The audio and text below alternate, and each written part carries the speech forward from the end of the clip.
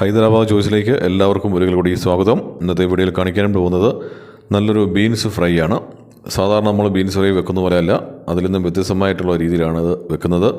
വളരെ ടേസ്റ്റിയാണ്, എല്ലാവർക്കും വളരെ ഇഷ്ടപ്പെടും. പ്രത്യേകിച്ച് കുട്ടികൾക്ക് കൊടുക്കാൻ പറ്റിയ നല്ലൊരു ബീൻസ് ഫ്രൈയുടെ റെസിപ്പിയാണ് ഈ കാണിക്കുന്നത്.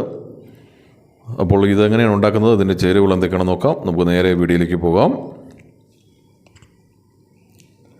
കുറച്ച് നല്ല ബീൻസ് നമുക്ക് ആവശ്യമുണ്ട്. ഒരു സവോള,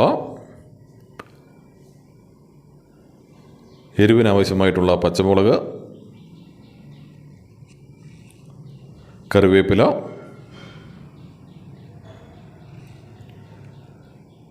കടുക്, കുറച്ച് ജീരകം, അതുപോലെ തന്നെ നമ്മുടെ നിലക്കടല ചെറുതായിട്ട് പൊടിച്ചെടുത്തത്. ഇനി ബീൻസ് ഒന്ന് കട്ട് ചെയ്തെടുക്കാം. ബീൻസ് നമ്മൾ ഇതേ രീതിയിലാണ് കട്ട് ചെയ്തെടുക്കുന്നത്.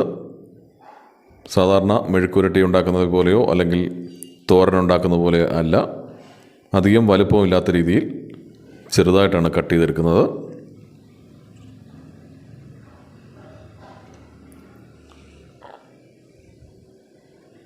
ഇതേ രീതിയിലാണ് ബീൻസ് മൊത്തം നമുക്ക് കട്ട് ചെയ്തെടുക്കേണ്ടത്. ഇനി ഒരു തവ വെച്ച് കൊടുത്തു. തവയിലേക്ക് നമ്മൾ കുറച്ച് എണ്ണ ഒഴിച്ചു കൊടുത്തു. ഇതിലേക്ക് നമുക്ക് കടുക് ഇട്ട് കൊടുക്കാം. കടുക് പൊട്ടി വരുന്ന കഴിയുമ്പോൾ നമുക്ക് ഈ ബീൻസ് ഇട്ട് കൊടുക്കാം. നമ്മൾ ബീൻസ് എല്ലാം അരിഞ്ഞെടുത്തിട്ടുണ്ട്. ജീരകം കൂടി ഇട്ട് കൊടുത്തു.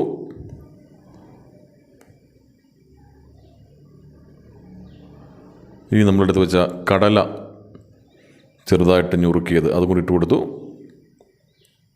കടുക്, ജീരകം, കടല ഞുറുക്കിയത് നന്നായിട്ട് ഇളക്കി കൊടുക്കാം. ഇതിൻ്റെ പച്ചപ്പൊന്ന് മാറി ചെറുതായിട്ട് ഫ്രൈ ആയി വരണം. ഈ സമയം നമ്മൾ എടുത്ത് വെച്ചിരിക്കുന്ന സവോള കൂടെ ചേർത്ത് കൊടുക്കാം. സവോള ചേർത്ത് കൊടുത്തു.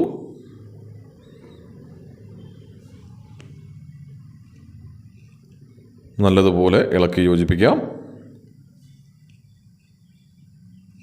കുറച്ച് സമയം ഒന്ന് ഇളക്കിയിട്ട് കൊടുക്കാം. ഇതിൻ്റെ സവോളയൊന്ന് വഴണ്ട് വരണം. ഇനി എടുത്ത് വെച്ചിരിക്കുന്ന പച്ചമുളകും കൂടെ നമുക്കിതിലേക്ക് ചേർത്ത് കൊടുക്കാം.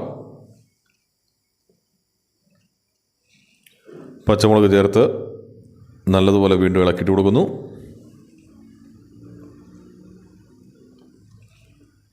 ഇനി നമുക്ക് നേരത്തെ നമ്മളെടുത്ത് വെച്ച ബീൻസ് നമുക്ക് ഈ സമയം ചേർത്ത് കൊടുക്കാം. ബീൻസ് ചേർത്ത് വീണ്ടും നന്നായിട്ട് ഇളക്കി യോജിപ്പിച്ച് കൊടുക്കാം.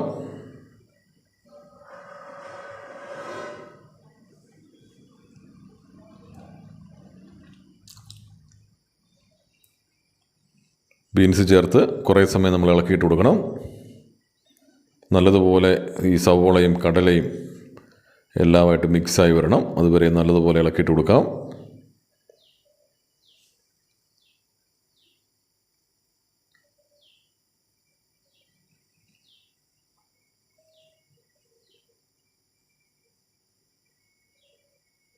ഇപ്പോൾ നമ്മൾ കുറച്ച് സമയം ഇളക്കിയിട്ട് കൊടുത്തു.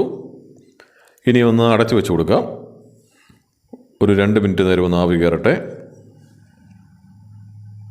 അപ്പോൾ 2 മിനിറ്റ് കഴിഞ്ഞു. കുറച്ച് ആവി കയറിയിട്ടുണ്ട്. ഈ സമയം വീണ്ടും നല്ലതുപോലെ ഇളക്കിയിട്ട് കൊടുക്കുന്നു.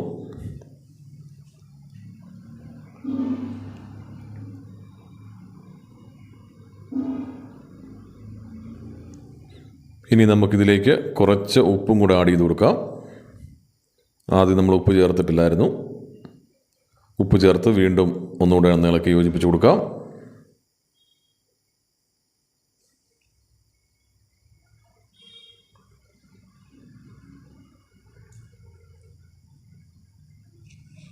നല്ലതുപോലെ നമ്മൾ ഇളക്കിയിട്ട് കൊടുത്തു. വീണ്ടും ഒന്നുകൂടെ ഒന്ന് അടച്ചു വെച്ച് കൊടുക്കാം.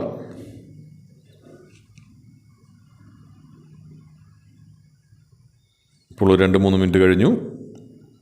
കുറച്ച് ബീൻസൊക്കെ ഒന്ന് വെന്ത് വന്നിട്ടുണ്ട്. വീണ്ടും നല്ലതുപോലെ ഇളക്കിയിട്ട് കൊടുക്കാം. നമ്മളിതിൽ വെള്ളമൊന്നും ചേർത്തിട്ടില്ല. വെള്ളമൊന്നും ചേർക്കാതെയാണ് നമ്മളിത് ഫ്രൈ ചെയ്യുന്നത്. ആദ്യം ചേർത്ത് കൊടുത്ത എണ്ണ മാത്രമേ ഉള്ളൂ.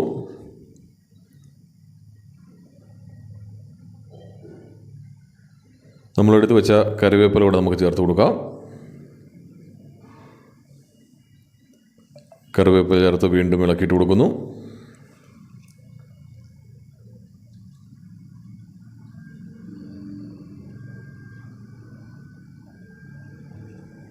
നല്ലതുപോലെ ഇളക്കിയിട്ട് എടുത്ത് വീണ്ടും ഒന്നുകൂടെ അടച്ചു വെക്കാം. ഒരു 3-4 പ്രാവശ്യം ഇതുപോലെ അടച്ചു വെച്ച് വീണ്ടും തുറന്ന് ഇളക്കിയിട്ട് കൊടുക്കാം. അപ്പോഴേക്കും നമ്മളുടെ ഫ്രൈ റെഡിയായി കിട്ടും.